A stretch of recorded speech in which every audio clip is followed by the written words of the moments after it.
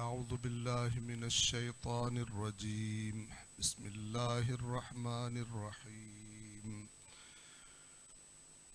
الحمد لله رب العالمين بارئ الخلائق أجمعين، والصلاة والسلام على سيد الأنبياء والمرسلين وعلى أهل بيته الطيبين الطاهرين وصحبه المنتجبين. أما بعد، فقد قال الله تعالى في القرآن الحكيم وهو أصدق القائلين: أعوذ بالله من الشيطان الرجيم. بسم الله الرحمن الرحيم. إنما المؤمنون الذين آمنوا بالله ورسوله ثم لم يرتابوا وجاهدوا بأموالهم وأنفسهم في سبيل الله أولئك هم الصادقون. صدق اللہ العلی العظیم. صلوات پڑھیں محمد.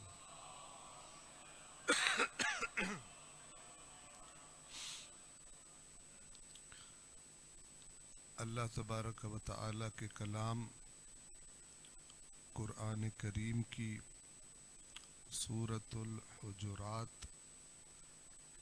آیت نمبر 15 آپ عزیزان کی خدمت میں تلاوت کی. اس آیت کریمہ میں خالق کائنات نے رہنمائی فرمائی ہے، معیار بتایا ہے کہ اس کی نظروں میں مومن کون ہوتا ہے. اللہ کی نگاہ میں مومن کون ہے؟ تو اس کے ترجمے کی طرف توجہ فرمائیں. پہلے فرمایا انما المؤمنون، مومن تو صرف وہ لوگ ہیں. انما فقط، صرف. انما المؤمنون، مومن تو صرف وہ لوگ ہیں. اب خوب آپ توجہ فرمائیں گے. صرف کا مطلب پتہ ہے آپ کو؟ اگر اللہ تبارک و تعالی قرآن میں فرمائے کہ مومن تو صرف وہ لوگ ہیں، تو اس کا مطلب یہ، اور پھر ان کی صفات بتائے، تو اس کا مطلب کیا ہے کہ جس بندے میں بھی وہ صفات نہیں پائی جاتی، وہ اللہ کی نظروں میں مومن نہیں ہے، چاہے ساری دنیا اسے مومن کا ٹھپا لگائے.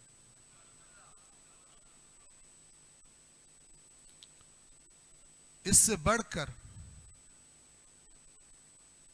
اگر اللہ بالکل واضح طور پر قرآن میں یہ فرمائے کہ مومن تو بس وہ ہیں جس میں یہ صفات ہوں. درجے کا فرق ہو سکتا ہے، جیسے ایک کلاس میں کچھ بہت اوپر نمبر لیتے ہیں، کچھ درمیانے نمبر لیتے ہیں، کچھ کم لیتے ہیں، لیکن ایک لائن ایسی ہوتی ہے کہ اس کے نیچے پھر فیل ہوتا ہے. تو کسی نہ کسی درجے پر یہ صفات ہونی چاہیے جو اللہ بتا رہا ہے، اور بتا رہا بھی کیا فرما کے کہ مومن تو صرف وہ ہیں. اب توجہ کریں، ساری دنیا کو چھوڑ دیں. اگر آپ کے سامنے کوئی حدیث بیان ہو، کوئی روایت بیان ہو اللہ کے نبی کے نام پر، اہل بیت کے نام پر، جو یہ کہہ رہی ہو کہ جس کا مطلب یہ ہو کہ یہ والی صفات نہ بھی ہو تو بھی بندہ مومن ہو سکتا ہے، پھر کیا کریں گے؟ یعنی دوسرے لفظوں میں حدیث ٹکرا جائے آیت کے ساتھ، اب کیا کریں گے؟ چپ کر کے بیٹھے.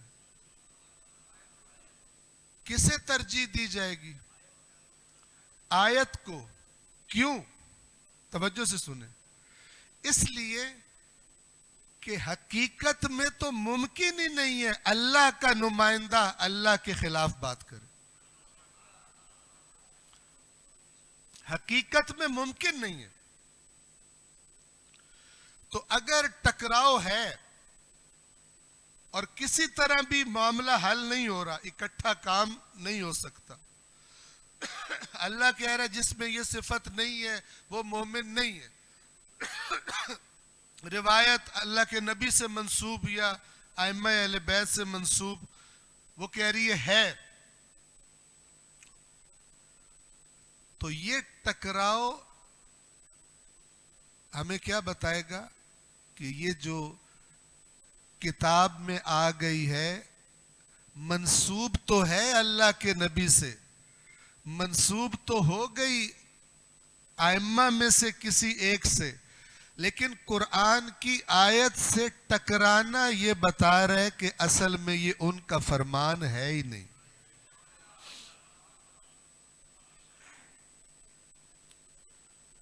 بالکل اسی طرح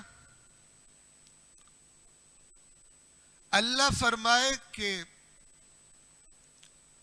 جنت میں نے صرف متقین کے لیے رکھی ہے. درجے کا فرق ہو سکتا ہے، اور یہی بات یہی قرآن کس کی پاک زبان سے بندوں تک پہنچا ہے؟ اللہ کے رسول کی.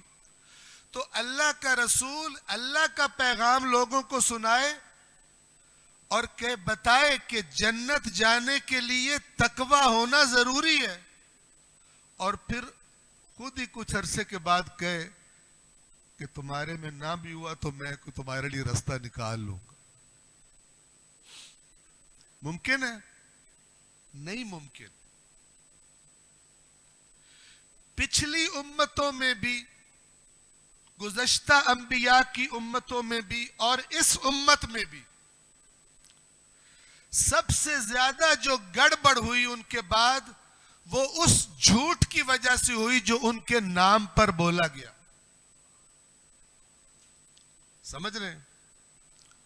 ایک بنیادی ترین بات بتا رہا ہوں، میں نہیں بتا رہا، جو اللہ کے رسول اور ائمہ نے بتائی ہے وہ بتا رہا.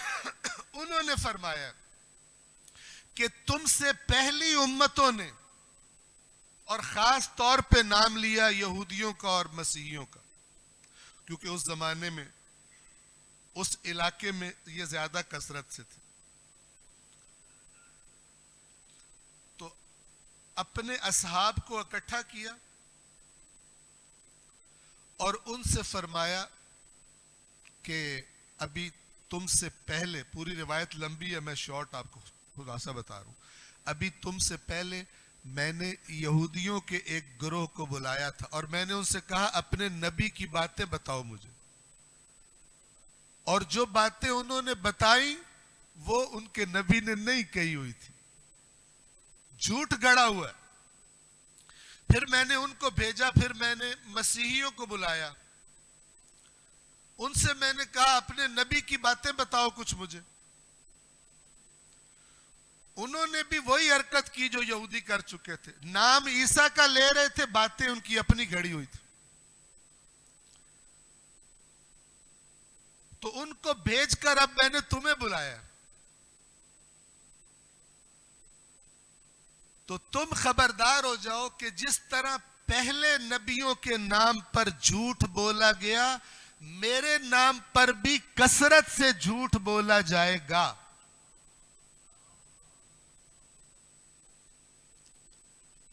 تو تم کیا کرنا؟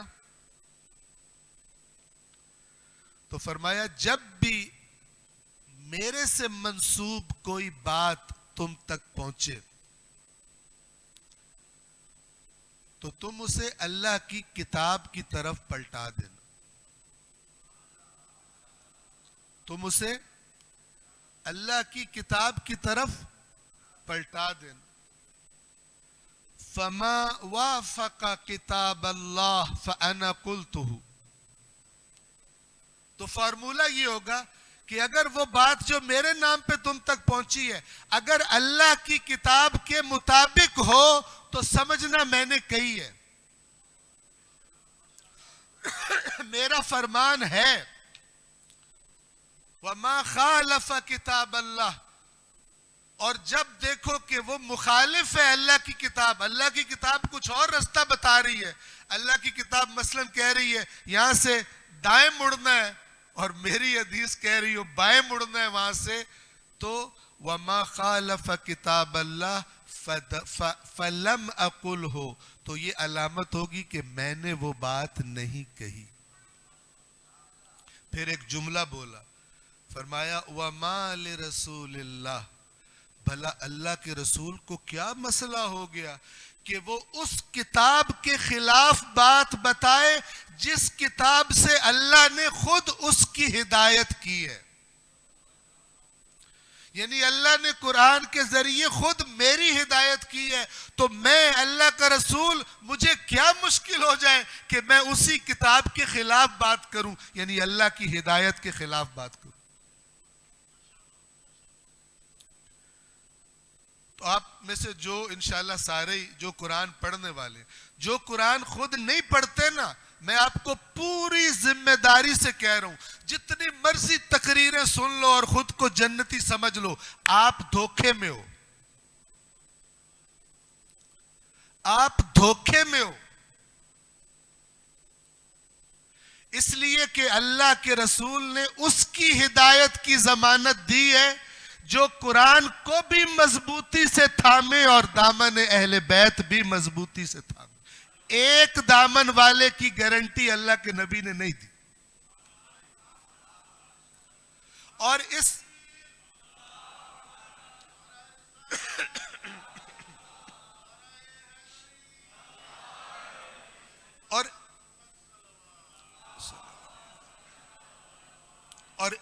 امت کے ساتھ شیطان نے جو چکر چلایا,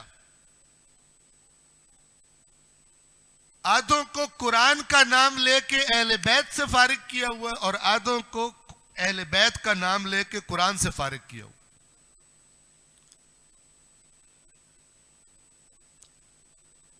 آپ آج کی اس دنیا میں سارے اپنے سمیت سارے مسلمانوں کے فرقوں کو, مسالک کو دیکھ کر بتائیں کون سا وہ فرقہ ہے جس کی حالات دیکھ کر عام لوگوں کو مجموعی طور پر یہ کہا جا سکتا ہو کہ انہوں نے قرآن کو بھی مضبوطی سے تھاما ہوا ہے, اہل بیت کو بھی, قرآن کی طرف بھی بھرپور توجہ ہے, اہل بیت کی طرف بھی بھرپور توجہ ہے. اللہ کو گواہ بنا کے کہہ رہا ہوں, ہمارے سمیت کوئی ایک بھی نہیں ہے. لیکن سب کو ان کے خطیبوں نے جنت میں گھسیڑا ہوا. یہ وہ مسئلہ ہے جس سے خبردار کیا اللہ کے رسول نے بھی اور ائمہ اہل بیت نے بھی. اور اس کی وجہ کیا ہے؟ اس کی وجہ یہ ہے کہ دنیا کی چند روزہ زندگی کی تیاری کے لیے 15 16 سال 18 سال اسکول کالج یونیورسٹی جا کر بہت ساری کتابوں پر پڑھنے اور سمجھنے کو تیار ہے, لیکن اللہ کی ایک کتاب بھی پڑھنے کو تیار. آپ ذرا رویہ چیک کریں. بچہ اسکول میں ہے, پھر بچہ کالج میں ہے, پھر بچہ یونیورسٹی میں ہے, ٹیوشنیں لگ رہی ہیں. کس لیے؟ مال زیادہ بنائے گا, مستقبل روشن ہوگا. کون سا مستقبل؟ دنیا کا مستقبل, جس کے بارے میں کسی کو گارنٹی نہیں ہے کہ اسکول سے کالج میں جائے گا یا پہلے ہی مر جائے گا, یا ساری ڈگریاں لے کر نوکری کر بھی سکے گا یا پہلے مر جائے گا, نہیں پتا نا. لیکن ہمارا ایمان کیا کہتا ہے کہ مرنا تو ہے, وہ آخرت کی ابدی زندگی ہمارے سامنے ہے. ہمارا رویہ دیکھو کہ دنیا کی زندگی جس کا پتہ ہی نہیں ہے اس کو اچھا کرنے کے لیے کتنی توجہ دی جا رہی ہے, اور اس ابدی زندگی کے لیے ایک کتاب اللہ نے, اللہ کے رسول نے, اہل بیت نے بتائی, وہ ایک کتاب بھی ڈھنگ سے پڑھنے کے لیے تیار نہیں ہے. اس کے باوجود سارے جنتی ہیں. کیوں؟ یہ جتنی بدبختیاں اور گمراہیاں آپ کو نظر آ رہی ہیں معاشرے میں، جتنی خرافات، جتنی بدعات نظر آ رہی ہیں، ان کی ایک جڑ یہ ہے کہ لوگ اللہ کی کتاب نہیں پڑھتے. جو پٹھا کام کرنا ہوتا ہے، ساڑھی عقیدت ہے اساں انج کرنا. تمہاری عقیدت سے شریعت تھوڑی بنتی ہے. شریعت یا اللہ بتائے گا یا اللہ کا رسول بتائے گا اور ائمہ بتائے گا. اس کے بعد کسی کی جرت نہیں ہے کوئی نئی چیز بتائے، کسی کو اختیار نہیں ہے. جو کرے گا وہ بدعت کہلائے گی. اور شیعہ سنی کتابوں میں ہے کل بدعت ضلالہ، ہر بدعت دین میں نیا اضافہ گمراہی ہے. وکل ضلالۃ فی النار، اور ہر ایسی گمراہی جہنم میں اس کا انجام. توجہ فرما رہے ہیں؟ تو اگر روایت آ جائے جو خلاف ہے قرآن مجید کے، تو وہ اصل میں روایت نہیں ہے. قرآن کہہ رہا ہو جنت میں جانے کے لیے تقوی ضروری ہے، اور رسول یا اہل بیت کے نام پر ایسی باتیں کی جائیں کہ جس میں چور بھی سمجھے کیونکہ میں مندہ، میں بھی جنتی ہوں، رشوت خور بھی سمجھے، دوسروں کے حقوق کھانے کا عادی بھی سمجھے کہ اے مولانا صاحب، ذاکر صاحب جو فرما رہے ہیں میں جنتی ہوں، تو یہ دھوکہ ہے. وہ حدیث نہیں ہوگی. کیسے ممکن ہے مولا علی، امام حسن، امام حسین، جناب زہرا اپنے رب کے کلام کے مخالف باتیں کر؟ ایک رستہ رب دکھا رہا ہو اور کہہ رہا ہو، بار بار فرما رہا ہو یہ صفات والے جنت میں جائیں گے، اور رسول پاک یا اہل بیت آ کر کہیں تم ہماری پارٹی ہو، تمہارے اندر یہ نہ بھی ہوئی تو ہم تمہیں نکال لیں گے. نہیں ہو سکتا. توجہ فرما رہے ہیں؟ اللہ تعالیٰ کے اپنی کتاب میں بیان کیے ہوئے معیارات سے ہٹ کر اس کا رسول، اس کے رسول کے حقیقی وارث بات نہیں کر سکتے. اگر ان سے منسوب بات ملتی ہے جو اللہ کی کتاب کے خلاف ہے، وہ ان کی بات ہی نہیں. لہذا ایسے ہی کوئی روایت بندہ پڑھ دے یا سن لے،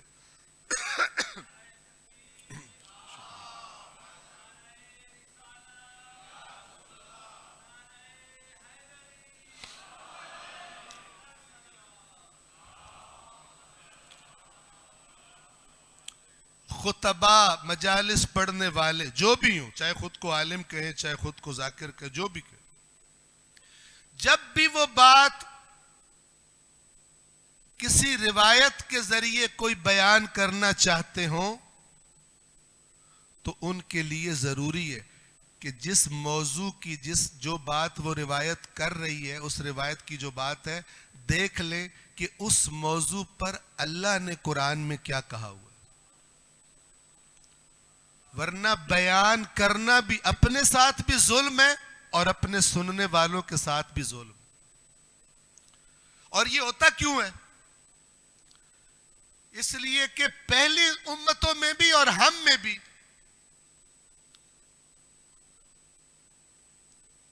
شارٹ کٹ کے ذریعے جنت میں جانے کے طلبگار زیادہ ہیں، اور اللہ کی اطاعت میں جان لگا کر جنت میں جانے کے طلبگار کم ہیں.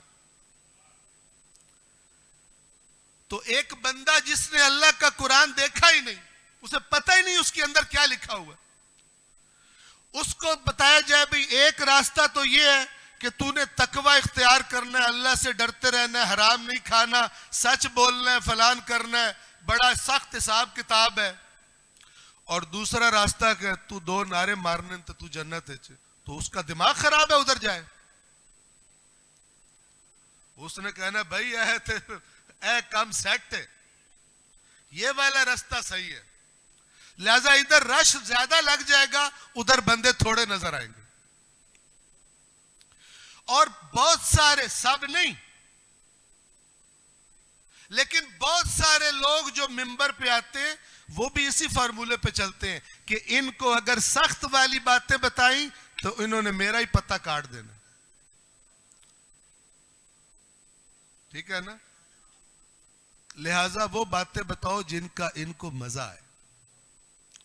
اور پھر اس طرح کے دین بتانے والے آہستہ آہستہ جب یہ کارروائی کرتے ہیں تو کچھ عرصے کے بعد ایک نیا ہی دین آ جاتا ہے اللہ کے اصلی دین کے مقابلے میں. توجہ فرما رہے ہیں؟ اور پھر وہ گروہ، وہ فرقہ، وہ مسلک، وہ اپنے آپ کو باقی انسانوں سے ہٹ کر اسپیشل چیز، اپنے لیے کسی اسپیشل سٹیٹس کا قائل ہو جاتا ہے کہ دوسرے کریں گے تو ان کو تو لتر پڑیں گے، لیکن اگر ہم کریں گے ہم اللہ کے لاڈلے ہیں. اور یہ وہ حرکت ہے جو اللہ نے قرآن میں یہودیوں کی بتائی ہے. کہتے تھے ہم اللہ کے فیورٹ ہیں، جنت صرف ہماری ہے، اور اگر ہم میں سے کوئی جہنم میں گیا بھی تو کچھ عرصے کے بعد واپس جنت میں آ جائے گا. اللہ کا جواب پڑھا قرآن میں آپ نے. اللہ تعالیٰ فرماتا ہے اے رسول ان سے پوچھو تم نے اللہ سے کوئی عہد نامہ لیا کہ اب اللہ اپنا عہد توڑ نہیں سکتا، یا تم اللہ پہ وہ جھوٹ بول رہے ہو جس کا تمہیں پتہ ہی نہیں. اور میرے اور آپ کے آقا اور مولا امام المتقین علی علیہ الصلاۃ والسلام نہج البلاغہ کے خطبے میں فرماتے ہیں، اس کا میں لب لباب بیان کر رہا ہوں. امام علی علیہ السلام فرماتے ہیں کہ اللہ جن کاموں پر خوش ہوتا ہے اور جن کاموں پہ ناراض ہوتا ہے اپنی کتاب کی واضح آیات میں اس نے تمہارے لیے بیان کر دیا ہے، اور جو اس نے اپنی رضا اور ناراضگی کا معیار بیان کیا ہے وہ اب قیامت تک بدلنے والا نہیں ہے. لہٰذا تم کیا کرو، اس بات کو سمجھ لو کہ اللہ تم سے کبھی کسی ایسی چیز پر راضی نہیں ہوگا جس چیز پر، جس حرکت پر تم سے پہلے کسی قوم سے ناراض ہو چکا ہے. تو جو بات کرنے پر، جو عقیدہ رکھنے پر اللہ پیچھے کسی قوم سے ناراض ہوا ہے، اس کا مطلب ہے جو بھی کرے گا، کیونکہ وہ سب کا اللہ ہے، اس کی کوئی الگ پارٹی نہیں ہے کہ یہ کر لیں تو کوئی نہیں، یہ اپنے ہیں، دوسرے کر لیں تو لتر ماروں. یہ جو فرقوں کی فضا بنی ہے اور سب کہتے ہیں، سارے کہتے ہیں اسی جنتی باقی سارے دوست کی، جبکہ دین پر عمل دیکھو تو پاکستان کرپشن سے بھرا پڑا. سرکاری افسروں میں شیعہ بھی راج کے کھاتے ہیں، حرام سنی بھی راج کے کھاتے ہیں. جب جنت کے ٹکٹ ایسے ملتے ہیں پھر کس کو ضرورت ہے تقوی کی؟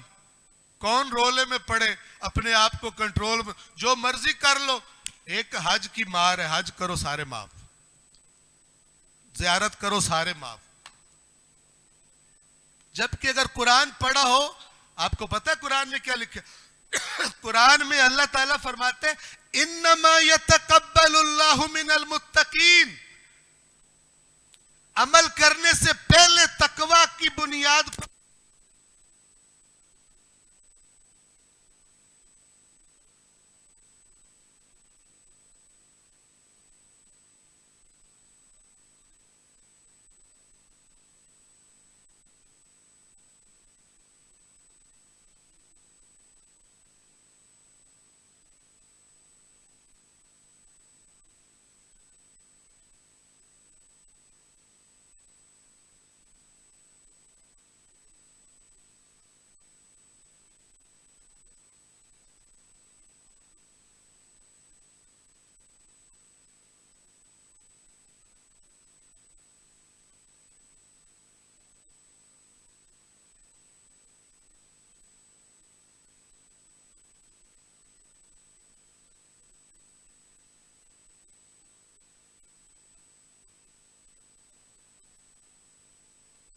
اصول کی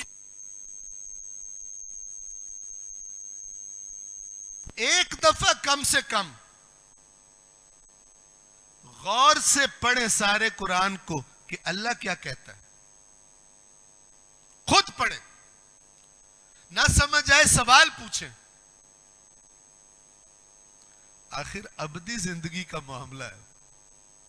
اس بندے کو جسے یہ یقین ہے کہ اس کے بعد ایک اور زندگی ہے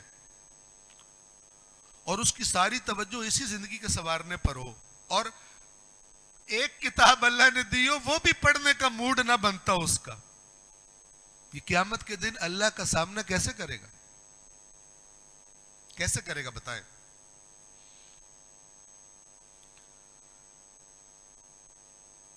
فرمایا انما المؤمنون، مومن تو بس وہ لوگ ہیں الذین آمنوا باللہ ورسولہ، جو ایمان لائے اللہ پر اور اس کے رسول پر،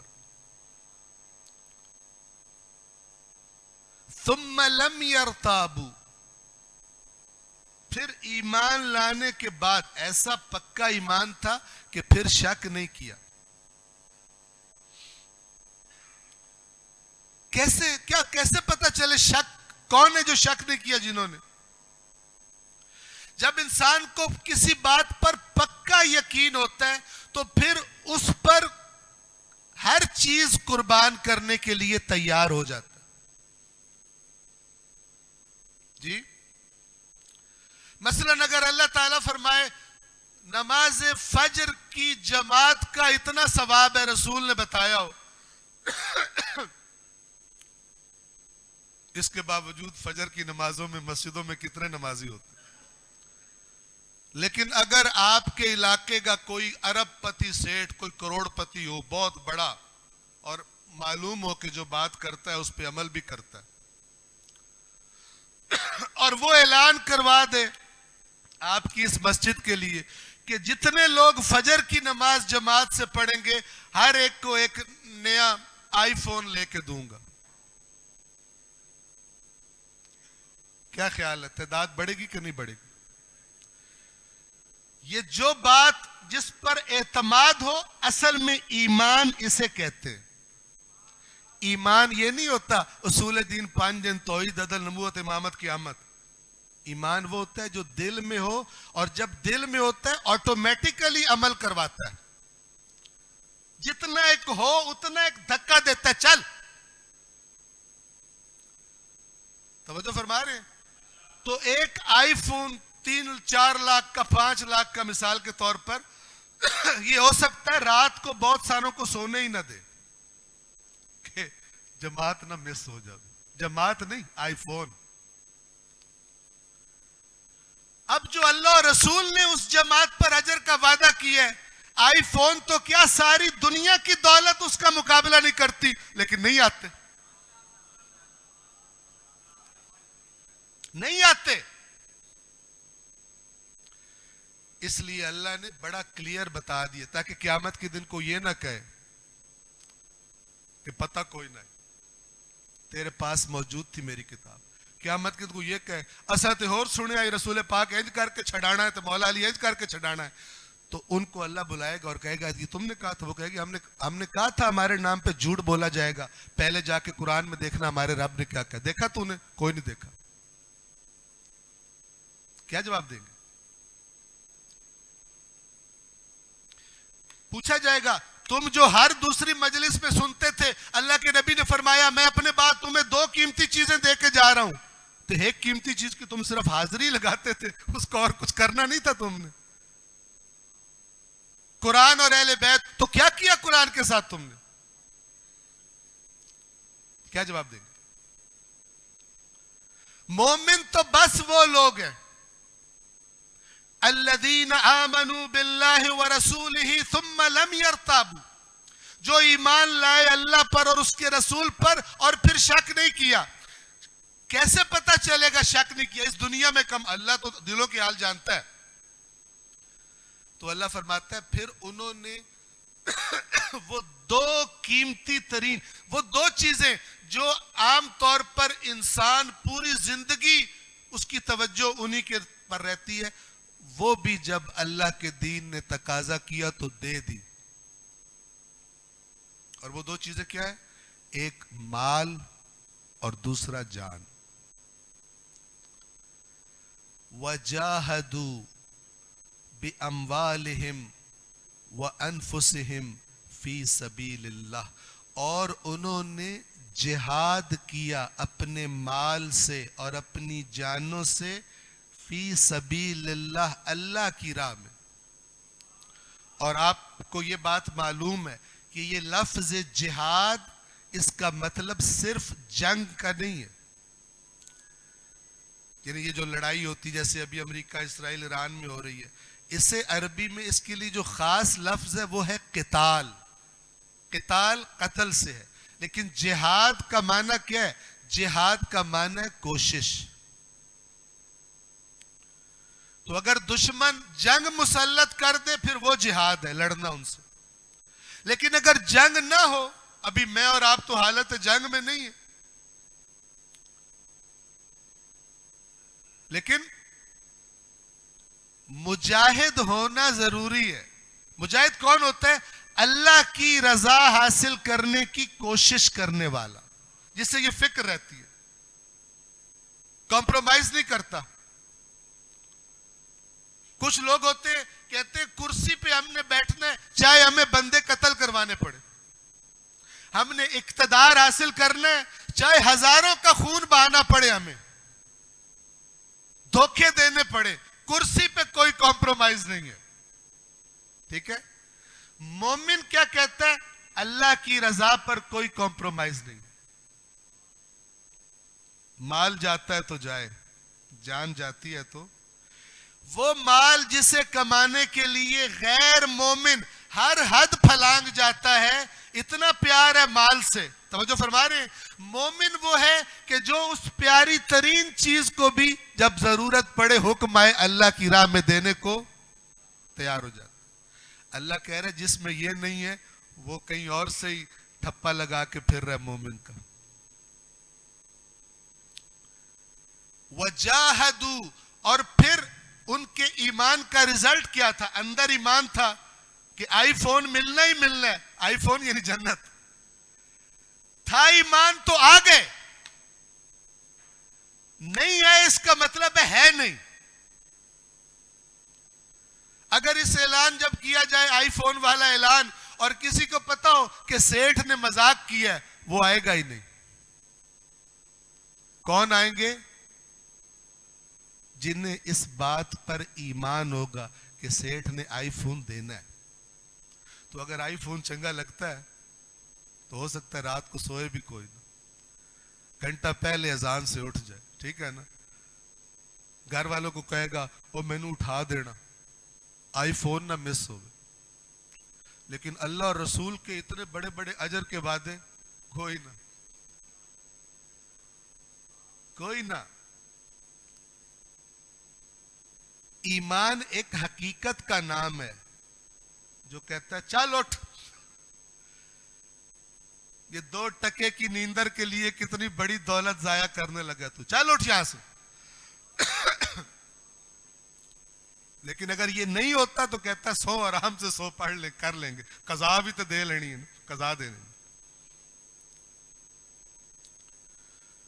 تو اللہ اور رسول پر ایمان کی وضاحت کیا کی؟ پکے ایمان کی کہ 2 اپنی قیمتی ترین چیزیں ان کے ذریعے اللہ کی رضا حاصل کرنے کی کوشش کرنے والے، چاہے جنگ ہو تو پھر وہ، اور اگر جنگ نہیں تو پھر اپنے امن کے زمانے میں بھی زبان سے، قلم سے، اپنی صلاحیتوں سے اللہ کی رضا کو حاصل کرنے کی کوشش کرنا.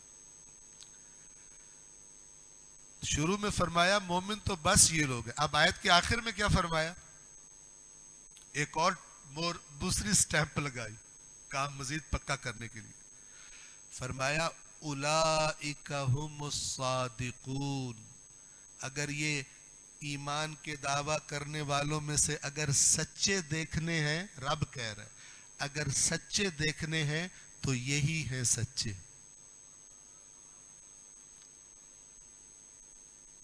ہم جیسوں کا ایمان کیا ہے؟ ہر وقت اللہ سے لینے کے چکر میں ہوتے ہیں، اے بھی دے، اے بھی دے، اے بھی دے. جبکہ مومن کیا ہے؟ وہ اللہ کو دینے والا ہوتا ہے، اپنی ہر ضرورت کے لیے مانگتا ہے اللہ سے، کوئی شک، اسی سے مانگنا ہے. وہ تو اس نے خود حکم، بلکہ کہا کہ نہیں مانگو گے تو میں غضبناک ہوں گا. لیکن جو تمہیں میں نے دیا ہے اس کو تم میری راہ میں دیتے ہو یا نہیں، میں نے یہ دیکھنا ہے. لہذا سورہ توبہ میں فرمایا ان اللہ اشترى من المؤمنین انفسهم واموالهم بان لهم الجنہ. اللہ نے مومنوں سے ان کی جانیں اور ان کے مال خرید لیے ہیں. خریدنا سمجھتے ہیں؟ جب کوئی چیز بک جاتی ہے پھر جو خریدتا ہے اس کی مرضی چلتی ہے. جی اللہ نے مومنوں سے ان کی جانیں اور ان کے مال خرید لیے، بدلے میں ان کو جنت دے دیے. اور یاد رکھیے گا اللہ 2 نمبر مال خریدتا ہی نہیں. ہاں جس کے پاس پیسہ بہت ہو، بڑا سیٹ ہو نا، وہ 2 نمبر مال کی دکان کی طرف منہ ہی نہیں کرتا. ٹھیک ہے نا؟ وہ کہتا ہے میں وہ خریدوں گا جو مجھے پسند آئے گا. انسان مجبوری میں پیسے کم ہونے کی وجہ سے ملاوٹ والا دودھ بھی خرید لیتے ہیں، لیکن جن کے پاس پیسہ ہو وہ کہتے ہیں پیور چاہیے، پیسے جتنے مرضی لے لو، چیز ہمیں. تو اللہ تبارک و تعالی گھٹیا مال کا، ملاوٹ والے مال کا خریدار نہیں ہے. لہذا قرآن بار بار کہتا ہے مخلصین لہ الدین، دین کو پیور کر کے، خالص کر کے اللہ کو پیش کرو. ملاوٹ والے مال کا اللہ خریدار نہیں ہے. وہ تو یہاں بھی ملاوٹ ہو تو اسے پتہ چل جاتا ہے. یعلم خائنۃ الاعین وما تخفی الصدور. وہ تو آنکھوں کی خیانت بھی جان لیتا ہے اور جو سینوں کے اندر ہے اسے پتہ ہوتا ہے. اس کو تو غبن فراڈ نہیں کیا جا سکتا نا. اچھی پیکنگ سونی بنا کے اندر 2 نمبر مال ڈال کے تو اللہ کو دے دو، اللہ تو نہیں لے گا. ایک صلوات پڑھے محمد والے.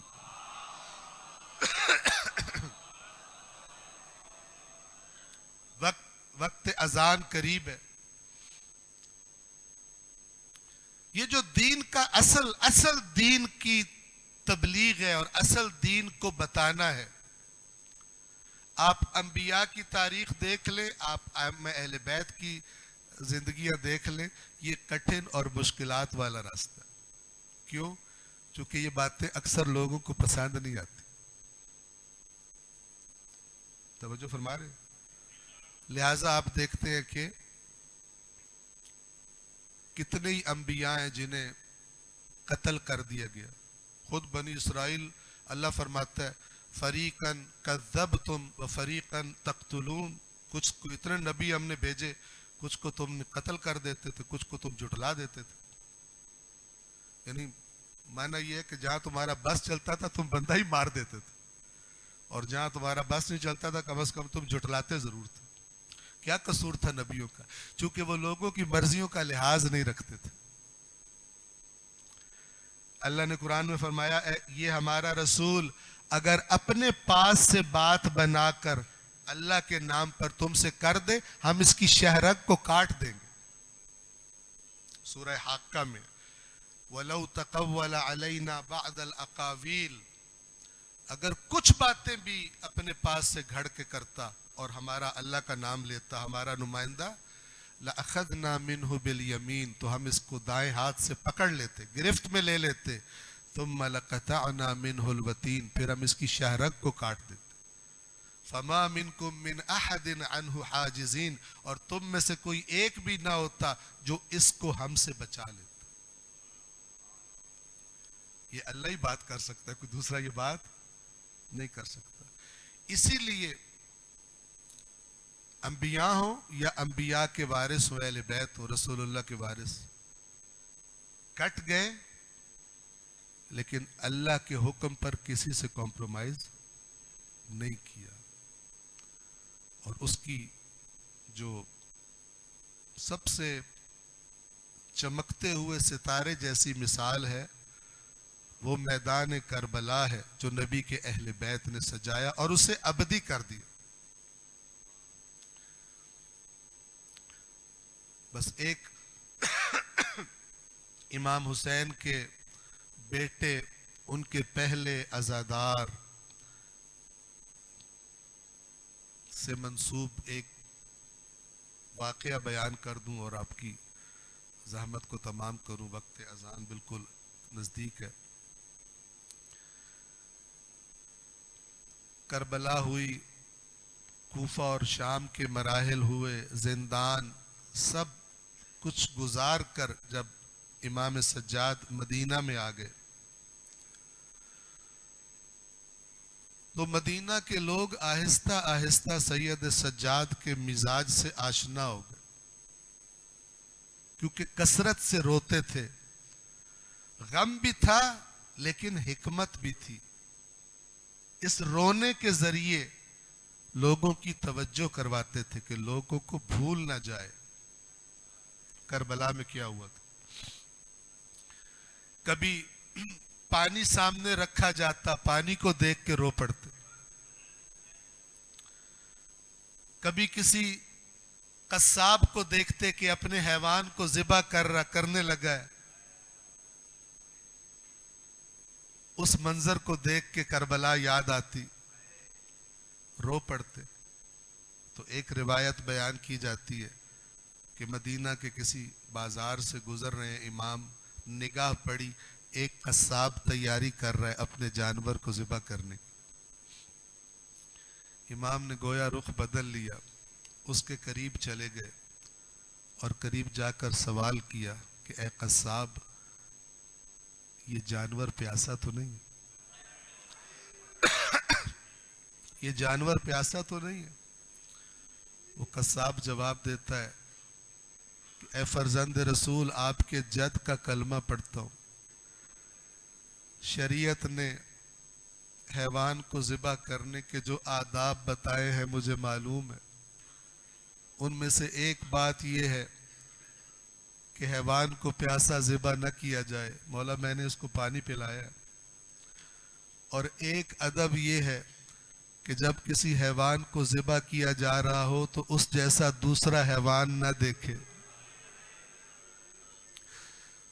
یہ جملہ سنا میرے مولا سجاد کا گویا رخ ہو گیا کربلا کی طرف۔ السلام علیکہ یا ابتا، اے میرے مظلوم بابا حسین، آپ کی مظلومیت پر میرا سلام۔